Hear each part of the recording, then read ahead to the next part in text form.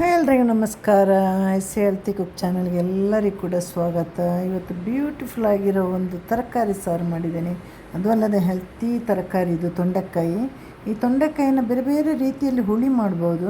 ಇವತ್ತು ನಾನು ಯಾವ ಥರ ಹುಳಿ ಮಾಡಿದ್ದೇನೆ ಅಂತ ನಿಮಗೆಲ್ಲ ಹೇಳ್ಕೊಡ್ತೇನೆ, ಹಾಗೆ ನಾವು ನೋಡಿಕೊಂಡು ಬರುವ. ತೊಂಡೆಕಾಯಿ ಹುಳಿಗೆ ನಾನು ಇಲ್ಲೊಂದು 600 ಗ್ರಾಮ್ ತೊಂಡೆಕಾಯಿ ತಗೊಂಡಿದ್ದೇನೆ. ಹೇಗಿದೆ ನೋಡಿ ತೊಂಡೆಕಾಯಿ. ಇದನ್ನು ನೋಡಿ ನಾನು ತೊಂಡೆಕಾಯಿ ತಗೊಂಡದ್ದು. ಬಹಳ ಇಷ್ಟ ನನಗೆ. ಇದನ್ನು ಹುಳಿ ಮಾಡೋದು ಹೇಗೆ ಅಂತೆಲ್ಲ ಹೇಳಿಕೊಡ್ತೇನೆ. ಇದನ್ನೀಗ ಸರಿಯಾಗಿ ತೊಳೆದು ಕಟ್ ಮಾಡಬೇಕು. ಮೊದಲು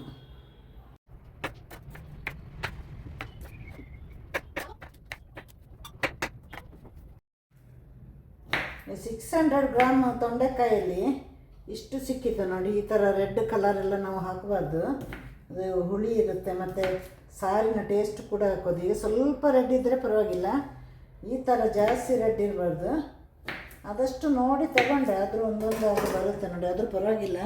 ಇಲ್ಲಾಂದರೆ ಬೇರೆ ತೊಂಡೆಕಾಯಿ ಎಲ್ಲ ಅರ್ಧಕ್ಕರ್ಧ ರೆಡ್ ಕಲರ್ ಬರುತ್ತೆ. ಈಗ ಇದನ್ನು ಕುಕ್ಕರಲ್ಲಿ ಬೇಯಿಸುವ. ಸ್ವಲ್ಪ ಉಪ್ಪು ಹಾಕಿ ಒಂದು 3ರಿಂದ 4 ವಿಶಿಲು. ಕುಕ್ಕರಲ್ಲಿ ತೊಂಡೆಕಾಯಿ ಬೇಗ ಬೇಯುತ್ತೆ, ಹಾಗೆ ಬೇಯಲಿಕ್ಕೆ ತುಂಬ ಲೇಟ್ ಆಗುತ್ತೆ. ಹಾಗೆ ಮುಳುಗುವಷ್ಟು ನೀರು ಹಾಕಿ 3ರಿಂದ 4 ವಿಶಿಲು. ಒಂದು ಒಳ್ಳೆ ಕುಕ್ಕರ್ ಅಂತ ಅನಿಸಿದರೆ 2 ವಿಶಿಲ್ ಸಾಕಾಗುತ್ತೆ. ಬಾಣಲಿ ಬಿಸಿ ಆದಮೇಲೆ ಒಂಚೂರು ಎಣ್ಣೆ ಹಾಕಿ, ಒಂದು ಅರ್ಧ ಸ್ಪೂನ್ ಸಾಕು. ಇದಕ್ಕೆ ಗುಂಟೂರು ಹಾಕ್ಬೋದು ಅಥವಾ ನಮ್ಮ ಬ್ಯಾಡಗಿ ಮೆಣಸನ್ನು ಕೂಡ ಹಾಕ್ಬೋದು. ನಾನಿಲ್ಲಿ ಕಲರಿಗೋಸ್ಕರ ಬ್ಯಾಡಗಿ ತಗೊಂಡಿದ್ದೇನೆ. ಇದಕ್ಕೆ ಖಾರ ಬಹಳ ಕಮ್ಮಿ ಹಾಕೋದು. ಈ ಥರ ಉರಿಬೇಕು ನೋಡಿ, ಸಿಮ್ಮಲ್ಲಿಟ್ಟು ಉರಿಯಿರಿ. ನನಗೆ ಗುಂಟೂರಲ್ಲಿ ಇನ್ನೂ ಚೆನ್ನಾಗಾಗುತ್ತೆ, ಅದರಲ್ಲಿ ಸ್ವಲ್ಪ ಕಲರ್ ಇರಲಿ ಅಲ್ವಾ. ಬರೀ ಗುಂಟೂರು ತುಂಬ ಕಮ್ಮಿ ಹಾಕಿದರೆ ಬಿಳಿ ಬಿಳಿ ಇರುತ್ತೆ. ಈಗ ಒಂದು ಅರ್ಧ ಸ್ಪೂನಷ್ಟು ಧನಿಯಾ ಬೀಜನ ಹಾಕ್ಕೊಳ್ಳಿ. ಇಷ್ಟ ಹಾಕೋದು ಇದಕ್ಕೆ ಹುಳಿಗೆ. ನಾವು ಒಂದು 3-4 ರೀತಿಯಲ್ಲಿ ಹುಳಿ ಮಾಡ್ಬೋದು. ತೊಂಡೆಕಾಯಿ ಸೂಪರಾಗಿರುತ್ತೆ. ಈಗ ಇದನ್ನು ಸ್ಟವ್ನ ಆಫ್ ಮಾಡುವ. ಈಗ ಸಣ್ಣ 1 ಕಪ್ ತೆಂಗಿನ ತುರಿಗೆ ಒಂದು 5-6 ಬ್ಯಾಡಗಿ ಮೆಣಸು ಮತ್ತು ಅರ್ಧ ಸ್ಪೂನಷ್ಟು ಕೊತ್ತಂಬರಿ ಬೀಜ ಹುರಿದಿಟ್ಟಿದ್ದು, ಅರ್ಧ ಸ್ಪೂನಷ್ಟು ಅರಿಶಿನ ಪುಡಿ ಹಾಕಿದೆ. ತೊಂಡೆಕಾಯಿ ಕೂಡ ಒಂದು ಹುಳಿ ಅಂಶ ಇದೆ ಅಲ್ವಾ. ಇಲ್ಲಿ ಒಂದು ಸಣ್ಣ ನಿಂಬೆಹಣ್ಣಿನಷ್ಟು ನಾನು ಹುಳಿ ತಗೊಂಡಿದ್ದೇನೆ.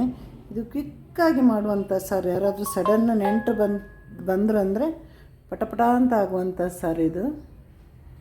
ಇದನ್ನು ರುಬ್ಬಿ ಆಗಲೇ ನಮ್ಮ ತೊಂಡೆಕಾಯಿ ಬೆಂದಿದೆ, ಸೇರಿ ಒಂದು ಒಗ್ಗರಣೆ ಕೊಟ್ಟರೆ ಮುಗಿದೋಯ್ತು. ನಮ್ಮ ಮಸಾಲೆಗೆ ರುಬ್ಬಿದಾಯಿತು. ತರಿಯಾಗಿಯೇ ರುಬ್ಬಿ ತಗೊಂಡಿದ್ದೇನೆ ನಾನು. ಈ ತೊಂಡೆಕಾಯಿ ಸರಿಯಾಗಿ ಬೆಂದಿದೆ, ಅದರಲ್ಲಿ ನೀರು ಸಹ ಇದೆ. ನೋಡಿ ನೀರು ಹಾಕಬೇಕು. ಈಗ ನಾವು ಎಷ್ಟು ನೀರು ಹಾಕಬೇಕು ಅಂತ ನೋಡಬೇಕು, ಯಾಕಂದ್ರೆ ತೊಂಡೆಕಾಯಿ ಬೇಯುವಾಗ ಹಾಕಿದ ನೀರು ಹಾಗೇ ಇದೆ. ಚೂರು ಮಸಾಲೆ ದಪ್ಪ ಇದೆ, ಹಾಗೆ ನಾನೀಗ ಮಿಕ್ಸಿ ಜಾರಿಗೆ ಒಂಚೂರು ನೀರು ಹಾಕಿ ಮಿಕ್ಸ್ ಮಾಡ್ತಾಯಿದ್ದೇನೆ. ಇಷ್ಟು ನೀರು ಸಾಕು. ಇದನ್ನು ಚೆನ್ನಾಗಿ ಕುದಿಸಿ ಒಂದು ಒಗ್ಗರಣೆ ಕೊಟ್ಟರೆ ನಮ್ಮ ಕೆಲಸ ಮುಗಿದೋಯ್ತು ಪಟ ಅಂತ. ಹಾಗೆ ನಮ್ಮ ತೊಂಡೆಕಾಯಿ ಸಾರನ್ನ ಈಗ ಕುದಿಲಿಕ್ಕೆ ಇಟ್ಟಿದ್ದೀನಿ. ಇದು ಚೆನ್ನಾಗಿ ಕುದಿದರೆ ಆಮೇಲೆ ಇನ್ನೇನು ಕೆಲಸ ಇರೋದಿಲ್ಲ ನಮಗೆ. ಬರೇ ಕೊನೆಯಲ್ಲಿ ಒಂದು ಒಗ್ಗರಣೆ ಕೊಟ್ಟರೆ ಆಯಿತು. ಒಟ್ಟಲ್ಲಿ ಚೆನ್ನಾಗಿ ಕುದಿಬೇಕು. ಆಮೇಲೆ ಉಪ್ಪನ್ನು ಕೂಡ ಹಾಗೆ ನೋಡಿ, ಉಪ್ಪು ಬೇಕೆಂದರೆ ಉಪ್ಪನ್ನು ಕೂಡ ಸ್ವಲ್ಪ ಸೇರಿಸಿ. ಚೂರು ಉಪ್ಪು ಹಾಕೋಣ. ಚೂರು ಉಪ್ಪು ಕಮ್ಮಿ ಇತ್ತು. ನಾವು ತೊಂಡೆಕಾಯಿಗೆ ಮಾತ್ರ ಅಲ್ವಾ ಉಪ್ಪು ಹಾಕಿರೋದು. ಈ ಸಾರು ನೀರು ದೋಸೆಗೆಲ್ಲ ಸೂಪರಾಗಿರುತ್ತೆ.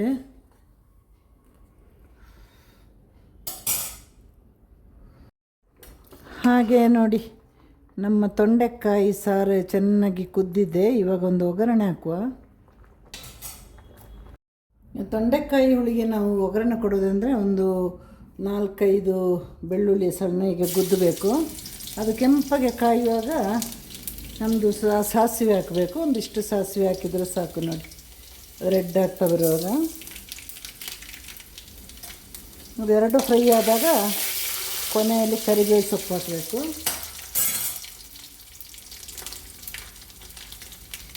ನೋಡಿ,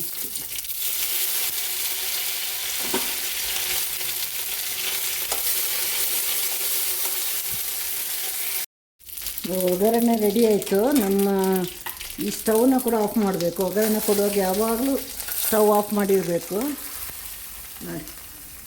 ಆಯಿತಾ? ಸೂಪರಾಗಿರುವ ಸಾರು. ಎಲ್ಲರೂ ಕೂಡ ಮನೆಯಲ್ಲಿ ಮಾಡಿ ನೋಡಿ ಆಯಿತಾ? ತುಂಬ ಚೆನ್ನಾಗಿದೆ. ಲೈಕ್ ಮಾಡಿ, ಕಮೆಂಟ್ ಮಾಡಿ, ಸಬ್ಸ್ಕ್ರೈಬ್ ಮಾಡಿ. ದಿನ ನಾನು ಕೇಳ್ತಾ ಇರ್ತೇನೆ, ಯಾಕೋ ಚಾನಲ್ ಯಾರು ನೋಡ್ತಾ ಇಲ್ಲ ಜಾಸ್ತಿಯಾಗಿ. ನಿಮಗೆ ಪ್ರೀತಿ ಇದ್ದರೆ, ನನ್ನ ಕಂಟೆಂಟ್ ಚೆನ್ನಾಗಿದ್ದರೆ ಎಲ್ಲ ನೋಡಿ. ಇನ್ನೊಂದು ಒಳ್ಳೆಯ ಅಡುಗೆ ಜೊತೆ ಬರ್ತೀನಿ. ಟಾಟಾ ಬಾಯ್, ಸಿ ಯು, ಟೇಕ್ ಕೇರ್.